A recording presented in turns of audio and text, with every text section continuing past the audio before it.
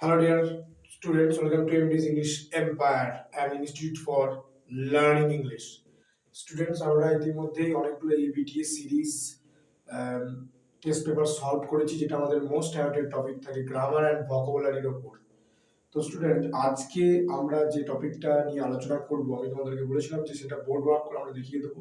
তো আজকে আমাদের যে টপিকটা নিয়ে আলোচ্য বিষয় হচ্ছে বা আলোচনা, সেটি হলো রাইটিং সেকশন। মাধ্যমিক 2025 এর ভেরি ইম্পর্টেন্ট কিছু কিছু রাইটিং আমি তোমাদেরকে সাজেস্ট করছি, that may come in your exam.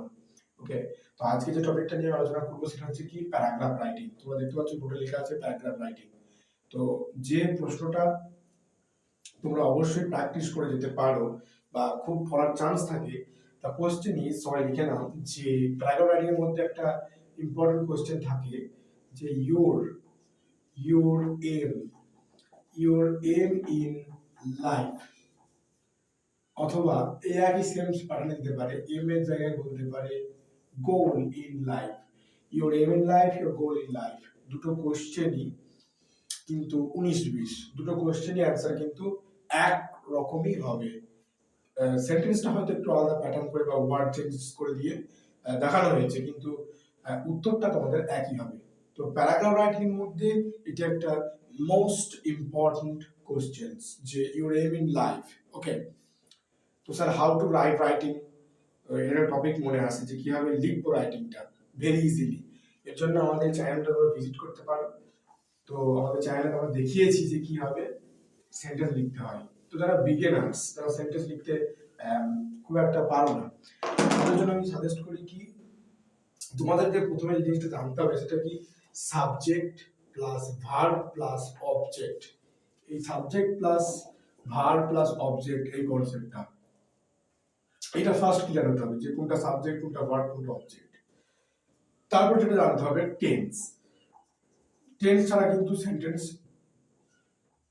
সেন্টেন্সের টাইম সিকোয়েন্স, টাইম বলা প্রায় অসম্ভব। তারপর কিছু দরকার আছে কি ওয়ার্ড্রোব বা ওয়ার্ড নলেজ। ওকে, ওয়ার্ড্রোবও কিছুটা প্রয়োজন। আর টেন্স আমাকে ক্লিয়ার করতে হবে, সেন্টেন্স স্ট্রাকচার কিছু দেখে রাখতে হবে, এসেনশিয়াল স্ট্রাকচার, আর ওয়ার্ড্রোবে কিছু ওয়ার্ড থাকলে তোমরা সেন্টেন্স লিখতে এবেল হবে। ওকে, তো আজকে যেটা টপিক তোমরা দেখতেই পেয়েছো যে ইওর এম ইন লাইফ, এবার স্যার কিভাবে লিখবো, দেখো আমি লিখে দিচ্ছি, তোমরা খাতায় নোট ডাউন করে নাও।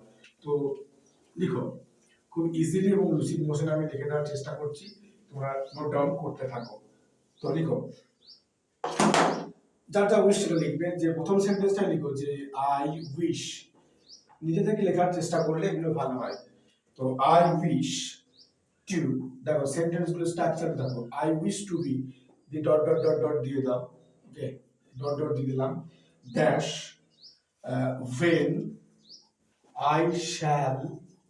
when I shall, okay, grow up। তো ফার্স্ট সেন্টেন্সটা দেখো, I wish to be dash when I shall grow up। তো তুমি তোমার জীবনে যা হতে চাও, ঠিক আছে।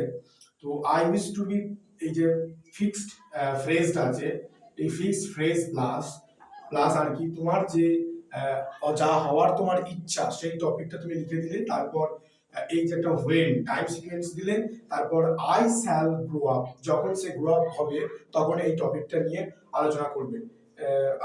অর্থাৎ এই যে তোমার সরি, যখন সে গ্রো আপ হবে তখন যে তোমার সে কি হতে চায় সেই জিনিসটা এই যে হোয়েনটা দিয়ে তোমরা যুক্ত করে এই যে ফিউচার টেন্স তোমরা দিয়ে দিতে পারো। ওকে, তাহলে প্রথম সেন্টেন্সটা বুঝলে যে I wish to be dash when I shall grow up, এটা ফার্স্ট সেন্টেন্স। এবার নেক্সট সেন্টেন্স আমরা মুভ করি। দেখো নেক্সট সেন্টেন্সটা আমরা কেমন লিখবো, বোর্ডের দিকে লক্ষ্য রাখো যে যদি আমি সাপোজ একটা সোলজারের কথা বলি, সোলজার মানে কি সৈনিক, তাই না। তা সোলজারের কি কর্তব্য থাকে, সোলজারের কর্তব্য থাকে এগুলো যে আমি যদি বলি যে আইস টু বি আ সোলজার, যে আমি এতক্ষণ যে ড্যাশটা দিয়ে রেখেছিলাম, তো সোলজার হচ্ছে প্রথমে ডিউটিটাই হচ্ছে কি দ্য ডিউটি অফ, একটা সোলজার যদি ধরি, সোলজার কি হয় বলো তো, একটা সোলজারের যে মেন ডিউটি কি, soldier is to ensure ensure, ensure, safety, ensure safety, okay, and safety and security না তাই তো, security to the people। তাহলে একটা সোলজারের গুরুত্বপূর্ণ ভূমিকা কি? একটা সোলজারের গুরুত্বপূর্ণ ভূমিকা হচ্ছে বা ডিউটি, তার মোরাল ডিউটি হচ্ছে কি সেফটি অ্যান্ড সিকিউরিটি দেওয়া টু দ্য পিপল। এরকম করে নিজের মতো করে সেন্টেন্স লিখবো। তারপর দেখো যদি সেন্টেন্স দেওয়া বলা হয় যে এই যে প্রফেশনটা, মোটামুটি সব প্রফেশনই একটা চ্যালেঞ্জিং প্রফেশন, তাহলে কিভাবে লিখবো স্যার? না লিখো যে it is a challenging, it is a challenging, CHALLING, challenging profession, PROF, okay, ESSION, okay, profession, it is a challenging profession, okay, it is a challenging profession, sorry, wanted to misspelled হয়ে গেছে, CHALLEN, okay,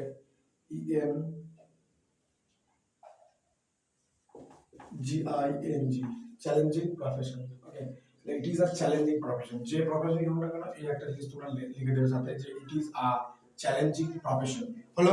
তারপর sir তিনটে sentence দেখা হলো, মোটামুটি 10টা sentence তোমাদের কাছে কাম্য এক্সপেক্টেড, 10টা সেন্টেন্স অবশ্যই এবল টু রাইট হতে হবে, ওকে, লিখতে হবে। তারপর লিখবে যে one should have to lay down even his life for guarding his country। তাহলে যদি টিচিং প্রফেশন হতো তাহলে সেরকম ভাবে লিখতাম আমরা, তাই না? তাহলে সোলজারের যেহেতু প্রফেশন, তো তার সোলজারের একটা কি হয় মেন্টালিটি থাকা বা কর্তব্য হচ্ছে এটাই যে তার যে দেশ, সেই দেশটাকে প্রোটেক্ট করব, গার্ড করব, এইরকম যে জবটা করছে, যে সোলজার জবটা করছে, সে তার এরকম মেন্টালিটি থাকা অবশ্যই প্রয়োজন। তারপর যদি সেন্টেন্স হয় এরকম লিখবে তোমরা যে সাপোজ একটা কোনো ঘটনা যদি হয়ে থাকে, সেই ঘটনা সম্পর্কে তোমরা লিখলে কিছু সম্পর্কে, যে সেই ঘটনা হয়েছিল, সেই ঘটনায় সোলজারদের যে কিরকম ভূমিকা ছিল সেই জিনিসটা তোমরা একটু তুলে ধরলে, তাই না? এরকম ভাবে অ্যাড করতে করতে যাবো। তারপর যে কোনো মিনিস্ট্রি তোমার পলিটিক্যাল রেফারেন্স, মিনিস্ট্রিদের যে ভূমিকা, সেই ভূমিকাগুলো লিখবো। টেরর অ্যাটাক সাপোজ কোনো হয়েছে, সেই রেফারেন্সগুলো আমরা পুট ডাউন করতে থাকবো, ওকে। এবং তার থেকে আমাদের যে সাপোজ আমরা ইন্ডিয়াতে যেমন বাস করি, তো ইন্ডিয়ার যে আর্মি, যারা ফোর্স আছে, তারা যেরকম ভাবে প্রোটেক্ট করে চলেছে আমাদেরকে প্রতিনিয়ত, সেই কনসেপ্টগুলো আমরা কি করব, জুড়ে দেবো, ওকে। তারপর শেষে লিখবো কি যে এই যে জিনিসটা, এই জিনিসটা মানে ধরো যদি সোলজারদের যদি কথা বলা হয়, এখানে টিচারদের যদি না বলি, সোলজারদের যদি কথা বলা হয়, তাহলে শেষে এরকম ভাবে লিখবে যে I have been inspired by, তাহলে আই প্রথমে লিখবো I have been inspired, I have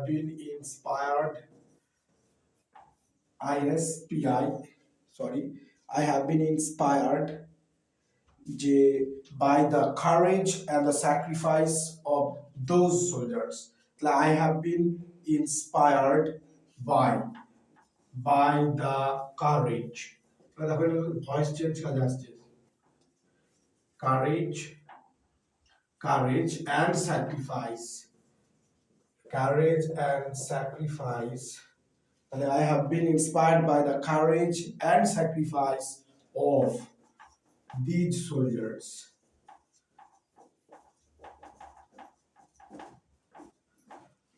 এইভাবে লিখবো কি your aim in life অথবা your goal in life।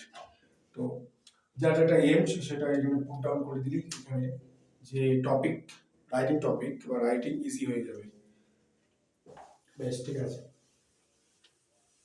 Thanks for watching this video. To subscribe and support our channel. Thank you.